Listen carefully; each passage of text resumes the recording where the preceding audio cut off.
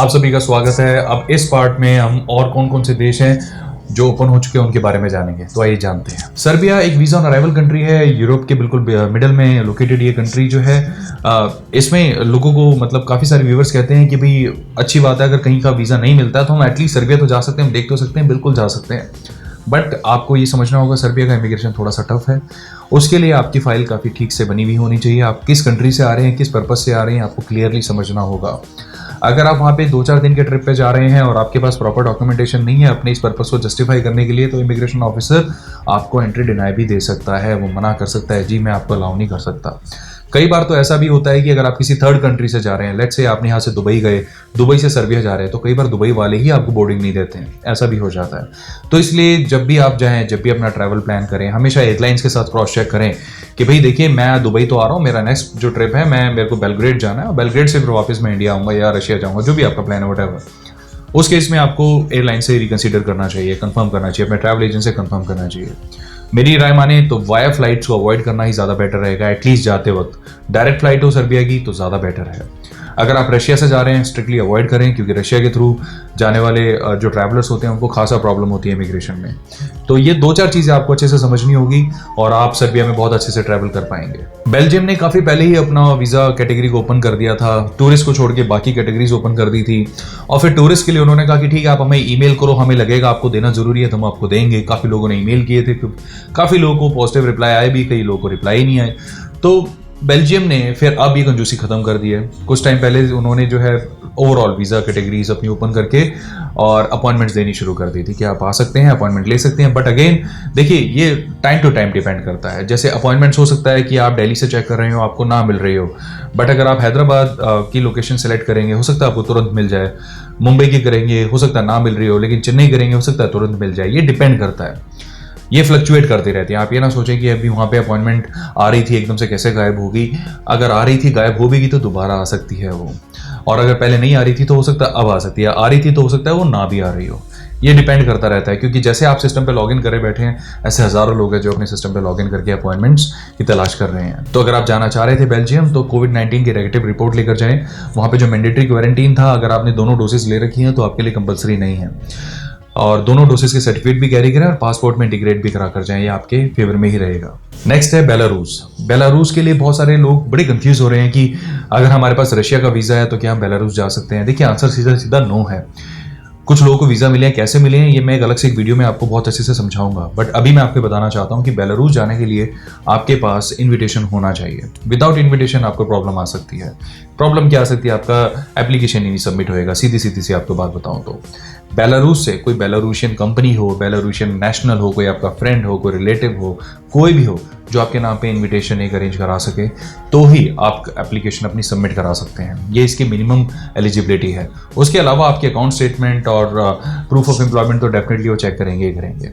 तो बेलारूस ने अपना ट्रैवल टूरिज्म ओपन किया हुआ है। अगर आपके पास ये चीज़ें हैं तो आप बिल्कुल मोर देन वेलकम है, बेलारूस जा सकते हैं। इनफैक्ट अगर आपके पास शेंगन वीज़ा भी है तो भी आप बेलारूस जा सकते हैं। बस कंडीशन यही है कि शेंगन से ही जाना होगा और वापस शेंगन में ही आना होगा। फिर शेंगन से आप वापस इंडिया आ सकते हैं definitely, but you can not go to direct Belarus on a Schengen visa and you can not come back directly to India on a Schengen visa, right. आपको ये ध्यान रखना होगा। नेक्स्ट है ब्राज़ील। ब्राज़ील ने भी टूरिज्म ओपन किया था और अपॉइंटमेंट्स ओपन की थी। बहुत सारे लोगों की अपॉइंटमेंट्स लगी है, काफ़ी सारे हमारे क्लाइंट्स हैं जो इस वक्त ब्राज़ील में भी हैं। बट उसके बाद ब्राज़ील ने नवंबर में अपॉइंटमेंट्स देनी कम कर दी और दिसंबर में बिल्कुल ही कंजूसी कर दी है। तो अब वो अपॉइंटमेंट बहुत ही कम दे रहे हैं या फिर दे ही नहीं रहे हैं।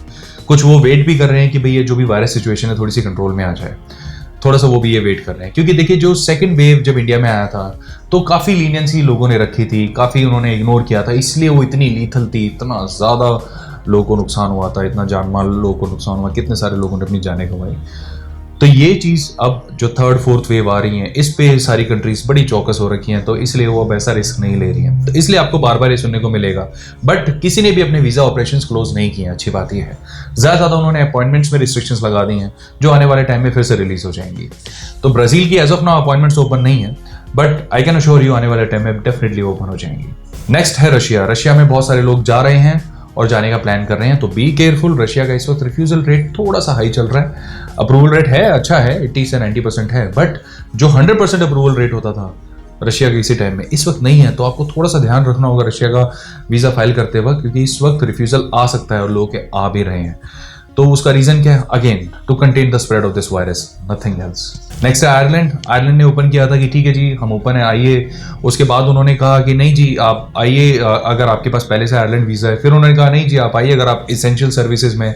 फिर उन्होंने कहा ठीक है आप फैमिली अगर आपकी रहती है तो आप रीयूनियन में आइए। अब वो ऐसे अनाउंस कर रहे हैं। अब उन्होंने टूरिज्म के लिए कहा ठीक है आप आ सकते हैं, बट अपॉइंटमेंट्स का अगेन शॉर्टफॉल है। फॉर्म फिल करने के बाद तब पता लगता है कि अपॉइंटमेंट्स आ रही हैं कि नहीं आ रही हैं। तो आयरलैंड अगर आप जाना चाह रहे थे तो टूरिज्म तो ओपन है, आपका जो अपॉइंटमेंट का सस्पेंस है फॉर्म फिल करने के बाद ही खुलेगा। और वहां पर जाने के लिए अगेन आपको भी शेंगन वाली रिक्वायरमेंट चाहिए। असेट्स के पेपर भी लगा सकते हैं, प्रॉपर्टीज वगैरह, फिक्स डिपॉजिट्स आपके साथ है तो उसको अटैच कर सकते हैं। और नेगेटिव RT-CPR रिपोर्ट लेकर जाएं और अपने दोनों जो भी आपके कोविड के सर्टिफिकेट्स हैं उनको पासपोर्ट में इंटीग्रेट करा कर जाए और उनकी कॉपी अपने साथ भी रखें। नेक्स्ट है टर्की। टर्की ने अभी बीच में क्लोज कर दिए थे अपने वीज़ा ऑपरेशंस, अपॉइंटमेंट्स भी क्लोज कर दी थी, तो अभी वीज़ा ऑपरेशंस रिज्यूम हो रखे हैं। अगर आप टर्की जाना चाहते हैं तो वीज़ा अप्लाई कर सकते हैं, ट्रैवल भी ओपन है, आप ट्रैवल भी कर सकते हैं। टर्की भी सेम शेंगन से मिलती जुलती रिक्वायरमेंट्स है। अकाउंट स्टेटमेंट 6 महीने की, 2 साल का टैक्स रिटर्न आप सबमिट करा सकते हैं, प्रूफ ऑफ एम्प्लॉयमेंट दे सकते हैं, पासपोर्ट और आपकी फोटोग्राफ, दैट्स ऑल, और कुछ भी नहीं। हाँ, RT-PCR की नेगेटिव रिपोर्ट आप कैरी करेंगे तो इमिग्रेशन में हेल्प मिलेगी। और अपने दोनों जो सर्टिफिकेट के प्रूफ अपने साथ इंटीग्रेट करवा के रखें। फाइनल कॉपी भी रख सकते हैं, आप चाहे तो दोनों ना रख के फाइनल कॉपी भी लेकर जा सकते हैं, बट अगर दोनों हैं तो दोनों ही रखिए, क्या दिक्कत है। और पासपोर्ट में उसको इंटीग्रेट करा दें ताकि आपको हर जगह प्रॉब्लम भी ना हो। और एक सॉफ्ट कॉपी अपने मोबाइल में भी रखें जस्ट इन केस। नेक्स्ट है चाइना। चाइना को लेके बहुत सस्पेंस था, तो फाइनली चाइना ने बिजनेस वीजा को ओपन किया है। अगर आप चाइना बिजनेस के लिए आना चाहते हैं तो डेफिनेटली जा सकते हैं। चाइना का वीजा कैसे मिलता है और कोविड के बाद उसमें क्या टर्म्स एंड कंडीशंस में चेंज हुआ है, ये हमने अलग से कॉम्प्रिहेंसिवली डिस्कस किया था एक वीडियो में, जिसका लिंक डिस्क्रिप्शन में आपको मिल जाएगा, आप उसे जाके चेकआउट कर सकते हैं। और चाइना में अगर आप जाना चाह रहे थे रेगुलर टूरिस्ट की तरह तो अभी नहीं जा सकते, लेकिन अगर आप बिजनेस वीजा लेना चाहते हैं तो बिल्कुल ओपन है और आप वहां पे अप्लाई कर सकते हैं। नेक्स्ट है पोलैंड। पोलैंड ने अभी तक टूरिज्म ओपन नहीं किया है, लेकिन वहां का भी बिजनेस वीजा अभी ओपन है। अगर आप कैटेगरी डी में लॉन्ग टर्म बिजनेस वीजा लगाना चाह रहे थे तो पोलैंड का आप लगा सकते हैं। Finally Portugal, my favourite country, because of course we are available there. Second office हमारा पोर्चुगल में है तो फेवरेट तो होगी। तो पोर्चुगल के अंदर जो है इस वक्त कैटेगरी सी वीजा तो ओपन नहीं हुआ है, बट उसके अलावा ऑलमोस्ट सभी वीजा ओपन हो चुके हैं। कैटेगरी डी के ऑलमोस्ट सभी वीजा ओपन है, D1 को छोड़ के। D2, D3, 4, 5, 6 सारे ओपन है। कैटेगरी ई के सारे ओपन है एक्सेप्ट E8 वीजा को छोड़ के, वो भी सारे ओपन है। Investment visa, golden visa program ये सारे ओपन है। स्टार्टअप वीजा प्रोग्राम वगैरह सारे ओपन है। Work visa, regular work visa वो क्लोज्ड है और रेगुलर टूरिस्ट वीजा ये क्लोज्ड है। सिर्फ ये 2 कैटेगरीज क्लोज्ड हैं, बाकी सारी ओपन है पोर्चुगल की। ये 2 कब तक ओपन होंगी?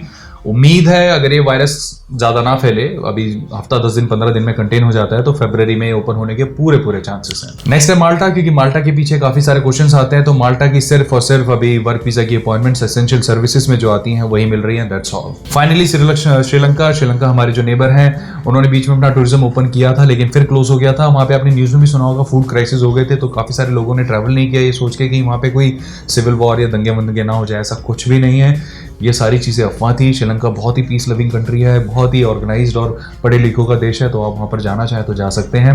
टूरिज्म ओपन है, डायरेक्ट फ्लाइट्स भी ओपन है।